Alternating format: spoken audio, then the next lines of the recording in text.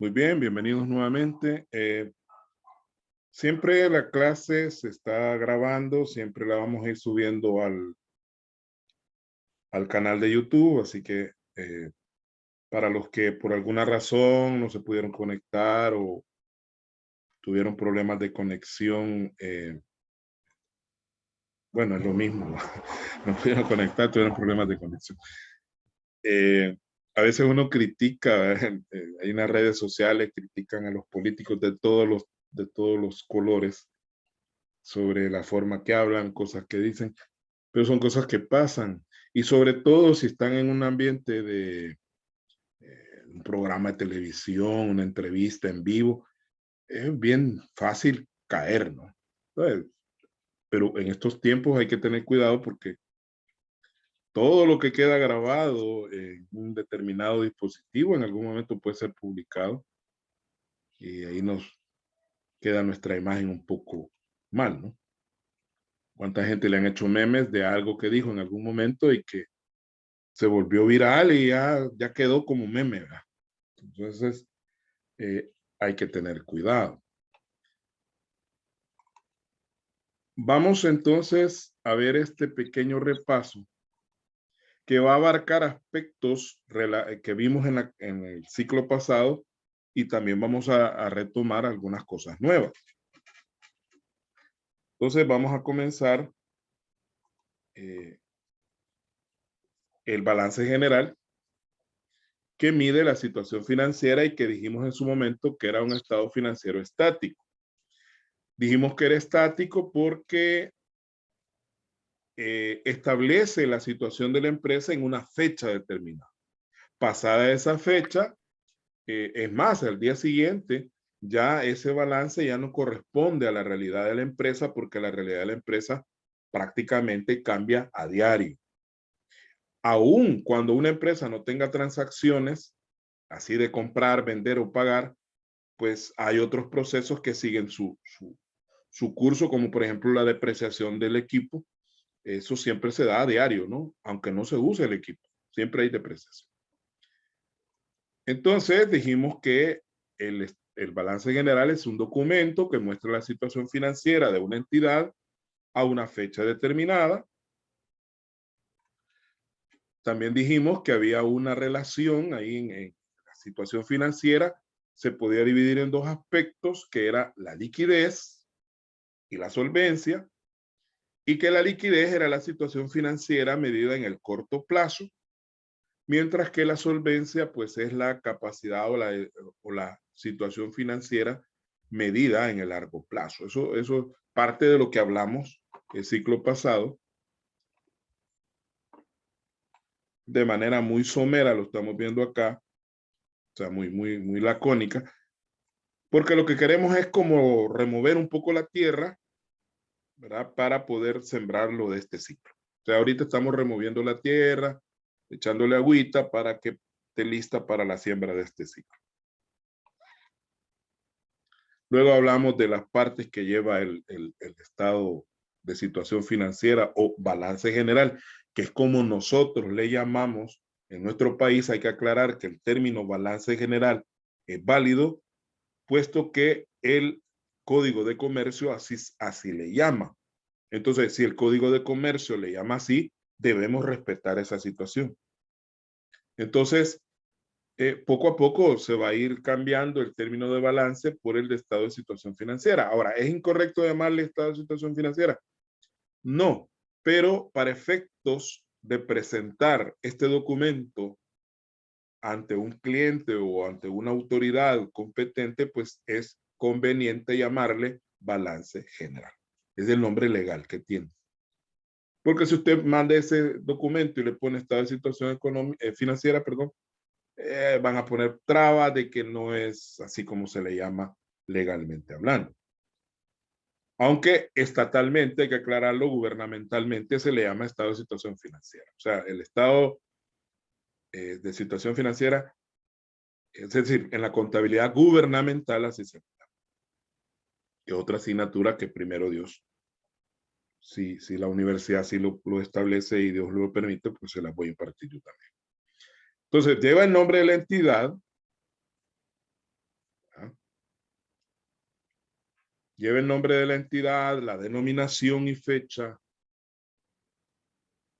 ¿verdad? Que dijimos que el nombre de la entidad es lo primero que debe escribirse siempre en cualquier documento. Y en la denominación significa que debe llevar el nombre de balance general y la fecha a la cual se esté elaborando. Expresión de la moneda, dijimos que en nuestro caso es el dólar de Estados Unidos. Y el nivel de precisión, que es cuando se usan cifras muy largas y dijimos que se pueden recordar a miles, millones, miles de millones. El cuerpo, que lleva los elementos básicos, que es el activo, el pasivo y el patrimonio neto. Y en el pie, pues lleva las firmas, que son las del propietario o representante legal, la firma del auditor externo y la firma del contador, que es el que ha elaborado el balance. Cuando es un comerciante individual, pues no necesariamente lleva auditor, depende de cuánto sea el monto del activo. Eso ya lo habíamos hablado en la clase pasada y un compañero que me recuerdo yo que nos aclaró de a partir de cuánto. Luego aquí tenemos los elementos, así en forma muy resumida. El activo, que puede ser corriente, dijimos que es el corto plazo, o no corriente, que es a largo plazo, y que el activo es igual al pasivo más el patrimonio neto, y el pasivo, pues, de la misma manera, es corriente o no corriente, tanto si es a corto como a largo plazo, y el patrimonio neto, pues, que está formado por el capital, las reservas y los resultados, básicamente hablando. Y que en el ciclo pasado, pues, vimos ejemplos de cómo se elabora el balance general. Tengan cuidado cuando manipulen la pantalla del dispositivo, porque yo sé que esto fue accidental, ahí esa manchita roja. Cuando usted toca la pantalla, pues eso queda ahí, ¿no?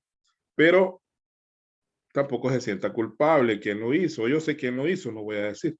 Pero hay que tener cuidado. Yo sé que ustedes lo hacen como para señalar algo que quieren ver bien, pero esas cosas pasan, no se preocupen. Traten de no hacerlo. Bien. Vamos a ver si lo logramos corregir.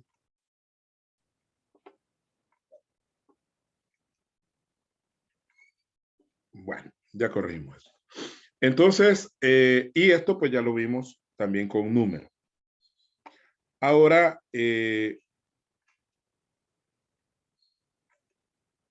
vemos la mecánica contable, que es la teoría del cargo y el abono, que ya vimos también. Las cuentas de activo, pues que aumentan con los cargos, disminuyen con los abonos, su saldo siempre es deudor, que es una regla que ya aplicamos, de hecho, en algunos ejercicios que vimos el ciclo pasado.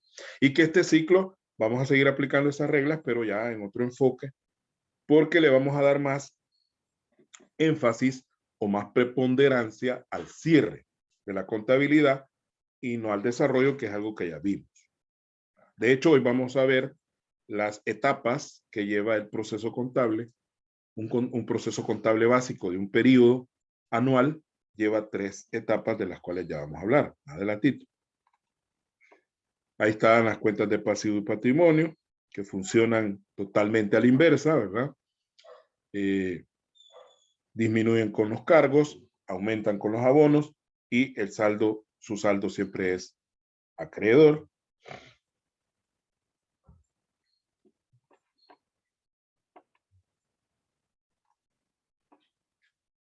Luego hablamos del estado de resultados. Como usted ve, es algo bien resumido que tengo acá porque esto ya lo desarrollamos a profundidad el ciclo pasado.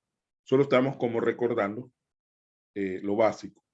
Decíamos que el estado de resultados muestra la situación económica de una empresa dentro de un periodo, y lo cual lo vuelve dinámico. Es decir, el estado de resultados es dinámico porque decía muestra movimiento, a diferencia del balance que muestra situación de un momento.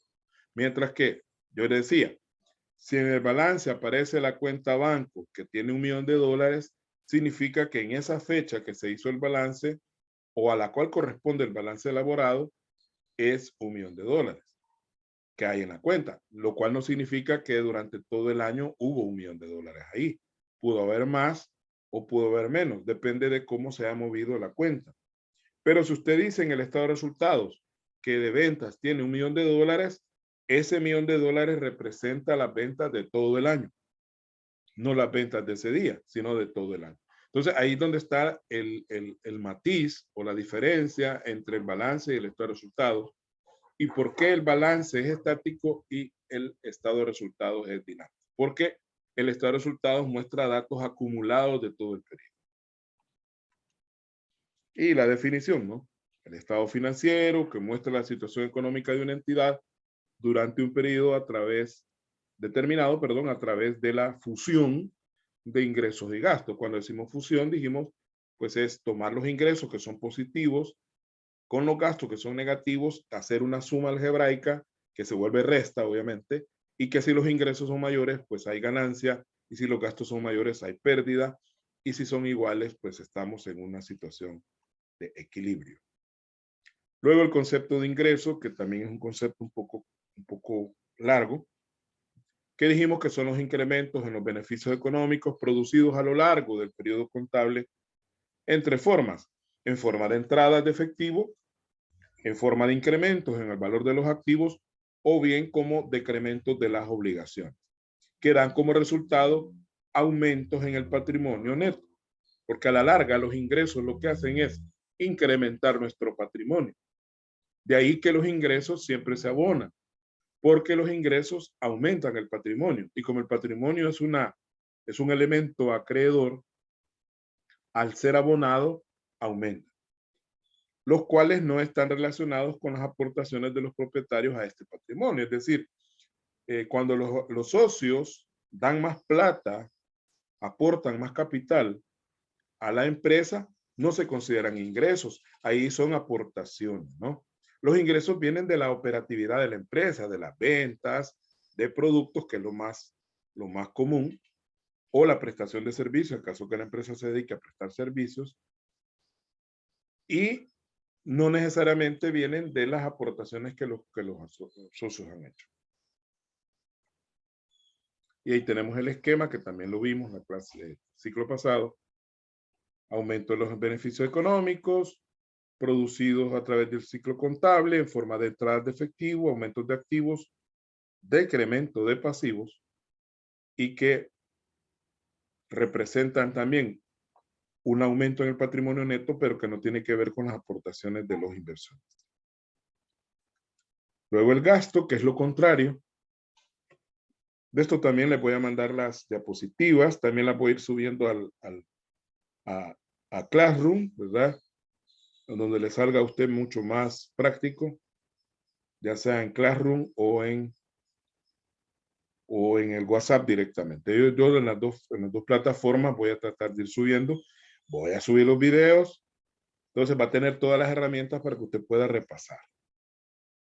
Son los decrementos, o sea, lo contrario de incremento, en los beneficios económicos producidos a lo largo de un periodo contable, en forma de salidas o disminuciones del valor de los activos, o bien como surgimiento de obligaciones, que son las tres formas en que se puede dar un gasto: una salida de efectivo, una disminución de un activo o un aumento en los pasivos, y que dan como resultado decrementos en el patrimonio neto, pero que estos decrementos no tienen nada que ver con las distribuciones realizadas a los propietarios de este patrimonio.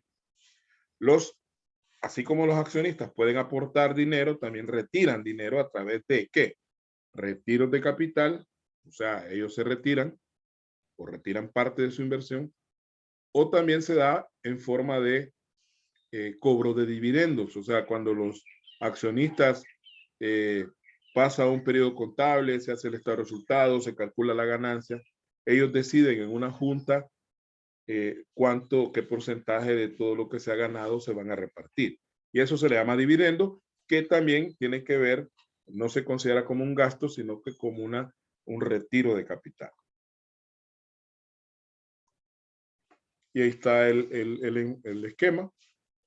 Son disminuciones de los beneficios económicos producidos a lo largo del ciclo contable en forma de salidas de dinero, decremento en el valor de los activos o surgimiento de nuevos pasivos, lo cual tiene un efecto negativo en el patrimonio, pero que no tiene nada que ver con las distribuciones que se hacen a los inversionistas ya sea en forma de retiros de capital o en forma de dividendos.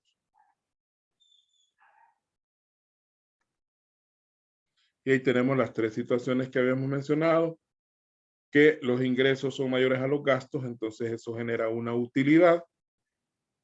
Si los ingresos, por el contrario, son menores a los gastos, hay una pérdida. Y la situación menos usual o menos común, que es cuando los ingresos son iguales a los gastos. En ese caso se está en una situación de equilibrio. De hecho, pues hay una técnica de análisis que se llama punto de equilibrio. En este momento, por ejemplo, yo estoy impartiendo en otra universidad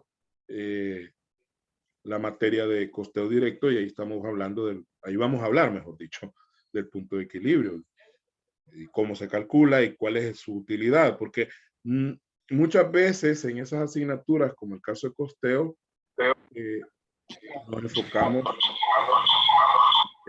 enfocamos mucho en las fórmulas, pero no tanto en el uso. O sea, ¿de qué me sirve a mí aprenderme una fórmula? Por ejemplo, en matemática financiera. Y yo digo, bueno, ¿cómo voy a calcular la cuota de un préstamo? Préstamo a 10 años plazo, pagado de manera mensual, aplicando una tasa del 15%. Yo calculo la cuota mensual que voy a pagar. Bueno, está bien, hay que aprenderse la fórmula, decir, bueno, la cuota es igual a P, factor de 1 menos 1 más J sobre M a la menos MN entre J sobre M, que es la fórmula, ¿no? Pues sí, pero calculé la cuota y ¿qué? Bueno, con eso puedo hacer una tabla de amortización para ver cuánto va a ir reduciendo el préstamo conforme vaya pagándolo y cuánto me va a quedar al final. Bueno, que se supone que al final yo voy a quedar en un saldo cero, que eso es lo que se le llama tabla de amortización. Pero también eso me puede servir para comparar opciones. Es decir, me presta el banco A o me presta el banco B o me presta el banco C y las condiciones son estas. ¿Y cuál es la que más me conviene? Ya ahí es otro nivel de matemática financiera, ¿verdad? Que es aplicar análisis financiero. No análisis de estado financiero, sino análisis financiero, que es ver diferentes opciones, en este caso de financiamiento, para ver cuál es la más conveniente. Y aplicar todas las técnicas que existen, como son el valor anual, neto, el valor actual o la tasa interna de retorno. Bueno, hay una serie de cosas que eso es matemática financiera y que pues tengo ya varios ciclos de no dar esa asignatura y que me hace falta darla, ¿no? Interesante también. Entonces, a lo que quiero llegar es de que muchas veces le damos más importancia a la metodología, a la carpintería, o sea, la fórmula y el profesor se desvive porque el alumno sepa por qué se eleva a tal potencia. Está bien, pero también hay que llevarlo más allá, porque cuando a esa fórmula, a ese resultado, no se le da un uso para analizar o para resolver un problema, es lo que decía mi abuelo o decía mi abuela, es letra muerta. Es decir, la letra muerta es algo que se hace, pero que no sirve para nada. Entonces, cuando algo que se hace no sirve para nada, o no nos ayuda a resolver nada, es letra muerta. Es algo, es un conocimiento lastre que lleva uno ahí y que muchas veces los profesores cometemos ese error de enseñar un montón de cosas que a la larga no le van a servir de mucho nada. Aunque hay que aclarar de que si algo no le va a servir ahorita, no significa que por esa razón no sirva o no tenga validez. En algún punto le va a servir. Le digo porque me ha pasado conocimiento que yo he adquirido y que digo, bueno, este de allí lo tengo guardado. Cuando se me presentó alguna situación en el trabajo que ni siquiera yo me imaginaba que me iba a servir ahí, me sirve, ¿verdad? Entonces, el conocimiento a veces en el momento no se le ve la utilidad, pero es un tesorito que uno tiene guardado ahí para cuando uno menos piensa, le sirve. Y luego la clasificación de los ingresos, que hay ingresos operativos, como el caso de las ventas, los ingresos financieros y los ingresos no operativos o extraordinarios, como son llamados los otros ingresos. Lo mismo, pues los gastos también tienen su clasificación, el costo de ventas propiamente dicho, que es el costo de la mercadería vendida, que también ya lo explicamos y lo vimos en la estructura del estado de resultados. Los costos, los gastos operativos, que pueden ser de distribución o de administración, unos que tienen que ver con la venta del producto y los otros que tienen que ver con las oficinas y la forma en que la empresa es administrada. Y los gastos financieros también, así como hay ingresos financieros, hay gastos financieros y los gastos no operativos o, en este caso, también llamados extraordinarios, que los conocemos nosotros cariñosamente como otros gastos. Luego las reglas para cargo y abono de las cuentas de resultados, se recordará usted, se cargan las compras, las rebajas de devoluciones sobre ventas y los gastos. Y se abonan las ventas, las rebajas de devoluciones sobre compras y los ingresos. Acá, pues, como recurso mnemotécnico, yo siempre les digo a los alumnos, bueno, las compras, piensen ustedes que cuando usted compra, recibe el producto y cuando usted vende, entrega producto. Entonces, las compras reciben, entonces deben cargarse por aquella idea de que el activo aumenta con lo que se recibe y las ventas se abonan porque son entrega de productos. Entonces, es una salida. En el caso de las rebajas y devoluciones, pues analícelas de manera cruzada. Si son sobre compras, van al contrario de las compras. Y si son sobre ventas, van al contrario de las ventas. ¿Verdad? Entonces van cruzadas. Compras cargadas, rebajas y devoluciones sobre compras abonadas. Ventas abonadas, rebajas y devoluciones sobre ventas cargadas. Al revés. Y los gastos siempre se cargan y los ingresos siempre se abonan. Eso hay que aprendérselo así tal cual. Muy bien. Vamos a hablar ahora ya del ciclo contable, que es algo que el ciclo pasado no lo mencionamos, pero que si bien es cierto, no lo mencionamos, pero sí vimos algunas partes del ciclo contable. De hecho, los estados financieros son parte de alguna de esas etapas del ciclo contable. El ciclo contable tiene básicamente 3 etapas, que es apertura, desarrollo y cierre. Se le llama ciclo porque se repite. Estas 3 etapas se repiten cada año. Cada año hay una apertura, hay un desarrollo y hay un cierre. Y como decía al principio, le vamos a dar mayor énfasis al cierre, que es lo que quiero que quede claro en este caso de la asignatura, porque prácticamente la apertura de alguna manera ya la vimos con el balance general y el desarrollo, pues cuando vimos aquellas partiditas que vimos de ejemplo, que quizás probablemente no fue suficiente. Yo sé que hubiese sido bueno ver una ronda más de partidas. Vamos a ver cómo adaptamos para poder reforzar eso, saber un ejercicio por ahí. Vamos a ver con el tiempo, porque eran creo que 15 partidas en la ronda aquella que vimos de ejemplo, ¿se acuerdan? Que de ahí quedó una tarea para el final. Ver esas 15 partidas bien explicaditas como yo trato de hacerlo, porque también hay que hacer al César lo que es del César. Me gusta explicar bien. Nos llevó, si no mal no recuerdo, cerca de 3 o 4 sesiones de clase. O sea, 4 días de clase. Entonces es un mes de clases. Entonces el tiempo es el problema. Entonces todo está en que usted practique. Yo le voy a dejar ejercicios con tiempo. Voy a tratar de irle dejando los ejercicios antes de desarrollarlos yo, ya tener usted sus ejercicios a la mano para que usted empiece a meterles mano paralelamente a como yo lo voy explicando. Es decir, no esperar a que yo termine las explicaciones para que usted tenga el ejercicio en su poder. Vamos a ir tratando de ser un poquito más proactivos, pero ahí yo requiero, es necesario, es imprescindible, es indispensable que usted se aplique. Yo sé que la realidad de cada uno de ustedes es diferente. Algunos no trabajan, otros sí.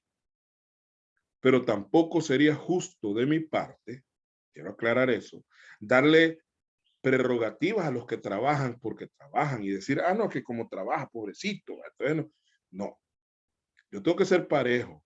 Y si le voy a dar oportunidad al que trabaja, le voy a dar oportunidad al que no trabaja, porque no necesariamente porque no trabaja, tiene también todo el tiempo del mundo. A veces el trabajo es invisible. Algunos trabajan con su familia, no tienen un salario, pero le ayudan a su mamá en la tienda o le ayudan a su mamá en el campo. Eso también existe. Tienen que ir a cuidar las vacas, tienen que ir a comprar al mercado, tienen que atender a sus hermanos o a sus tíos, ¿verdad? Depende, ¿no? La realidad es que cada quien esté viviendo. Entonces yo tengo que ser un poquito equitativo, ¿verdad? Porque no es lo mismo ser igual que ser equitativo, es bien diferente. Entonces vamos a tratar de ir dando tiempo suficientes para que usted desarrolle los ejercicios de tal manera que usted los tenga antes que usted los tenga que desarrollar. Y así de esa manera, en la medida que usted vamos avanzando con la clase, usted los puede ir desarrollando. Bien, dicho eso, vamos a ver. La apertura incluye el balance inicial y la partida de apertura. Quiero decirles que el balance inicial solamente se puede dar una vez en toda la vida de una empresa. Entonces, aquí me faltó decir o me faltó agregar en el esquema que el balance inicial se le llama así únicamente, por favor, porque esto puede dar, ya me estoy enredando yo solo. Puede dar una mala idea de su capacidad como contador. ¿A qué me refiero? Que si usted no sabe distinguir un balance inicial de un balance general y dice en una empresa que balance inicial y general es lo mismo, puede meterse en problemas, aunque no necesariamente es así. Pero la gente está acostumbrada a fórmulas, es decir, a formas de hablar. Entonces, el balance inicial es el que se hace cuando la empresa acaba de nacer. De hecho, en la investigación que ustedes van a hacer sobre organización contable, van a hacer un balance inicial. A partir de allí, bueno, ¿y en qué fecha se hace el balance inicial? A la fecha que inicie la empresa. No necesariamente el 1 de enero, sino que es cualquier fecha en la cual corresponde el inicio oficial de la empresa. Y a partir de ahí, todos los balances que se hagan ya no son iniciales, sino que son generales. Entonces, cuando la empresa ya es una empresa recurrente, es decir, ya existe y ya no es primera vez que va a hacer este proceso, va a partir del balance general del periodo anterior. Por ejemplo, si hemos cerrado el 2021, entonces ese balance que se menciona aquí no sería el inicial, sino que sería el balance general del 2021, que se vuelve inicial para el 2022. O sea, el balance general de un año se vuelve el inicial para el siguiente. Siempre es así en todo, el inventario igual. El inventario final de un año es el inicial del otro. Entonces, el balance inicial propiamente dicho solo se hace una vez, que es al principio, cuando la empresa inicia su operación. De ahí para allá, lo que se usa es el balance general del periodo anterior. Entonces, si vamos a abrir el 2022, entonces hablamos del balance general del 2021, que nos sirve de apertura al 2021. De ese balance, nosotros hacemos una partida de apertura, que no es más que abrir las cuentas.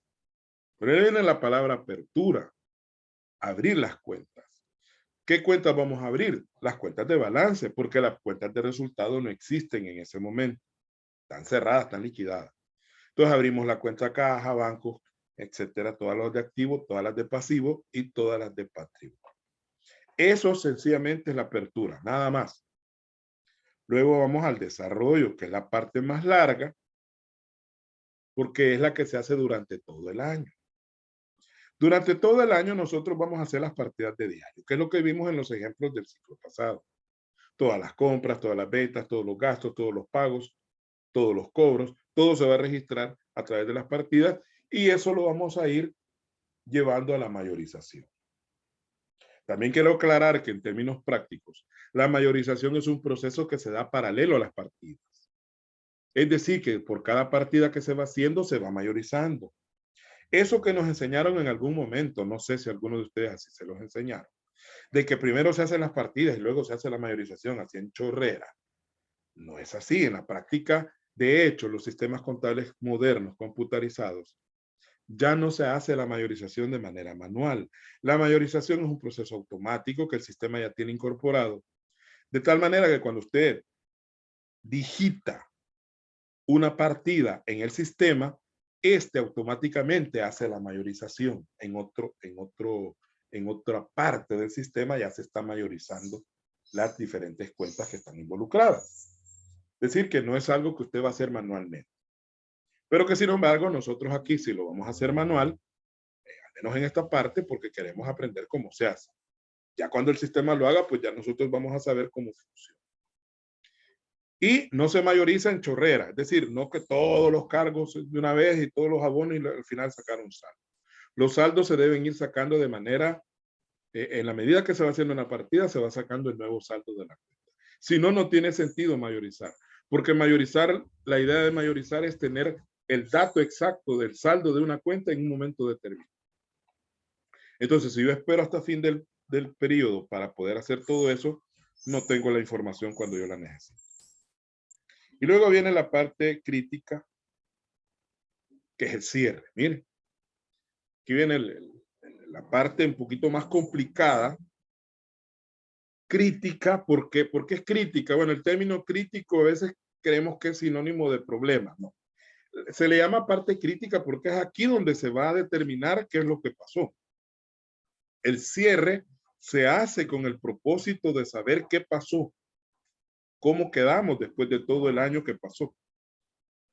Entonces, ¿cómo vamos a iniciar el cierre? Con un balance de comprobación que se elabora con base en la mayorización que ya se hizo. Se hace un balance de comprobación donde se determina el saldo, ¿verdad? Que en condiciones normales tienen cada una de las cuentas de activo, pasivo, patrimonio, ingresos y gastos. Pero hay que hacer partidas de ajuste, que es el primer tema que vamos a ver después de este. ¿Qué son las partidas de ajuste? ¿Para qué sirven? Hay cuentas que no están reflejando el saldo correcto y por lo tanto hay que ajustarlas, por eso se llama así. En auditoría van a hablar de ajustes y reclasificaciones. Pero aquí vamos a hablar simplemente de ajustes, porque los ajustes son los que tienen que ver con la regularización de los saldos de las cuentas. Y ahí van, generalmente en las partidas de ajuste, casi en todas las partidas de ajuste, no en todas, pero casi en un 90%, participan cuentas de resultados. Generalmente cuentas de gasto son las que más se ven afectadas en las partidas de ajuste. Luego que hayamos hecho las partidas de ajuste, vamos a hacer el balance de comprobación ajustado, que es cuando ya las cuentas van a reflejar un saldo más adecuado. Ya con esos saldos ajustados, vamos a hacer el estado de resultados, que ya aprendimos cómo se hace. ¿Ya? Pero ya sabedores que las cuentas tienen un saldo correcto, porque esa es la idea del ajuste, ¿no? Que a la hora de hacer el estado de resultados, sobre todo, ahí se refleje el valor correcto. Y luego las partidas de liquidación, que también vamos a ver como tema aparte, cómo se hacen las partidas de liquidación, que es donde le vamos a dar en la nuca, por decirlo en buen salvadoreño, a todas las cuentas de resultados para determinar si hubo utilidad o hubo pérdida. Y luego de haber hecho las partidas de liquidación, hacemos el balance de comprobación previo al cierre para cerciorarnos de que siempre cuadra, ¿no? Porque puede haber algún error y esto pues nos puede generar que el balance no cuadre. Ya cuando hemos cuadrado el balance de comprobación, no hacemos el balance general ya con las cuentas de balance, porque en este punto ya las cuentas de resultado ya no existen, y hacemos la partida de cierre, que es donde le damos en la nuca a todo y dejamos prácticamente todo listo para la reapertura que se va a hacer en el inicio del periodo siguiente. Licenciado, Dígame. quizás en este caso, por eso es bueno, ¿verdad? Que cada cierre mensual se haga la conciliación de las cuentas, eh, digámoslas por pagar, por cobrar, entre otras, ¿verdad? Para que al final de año no cueste con el tema del cierre.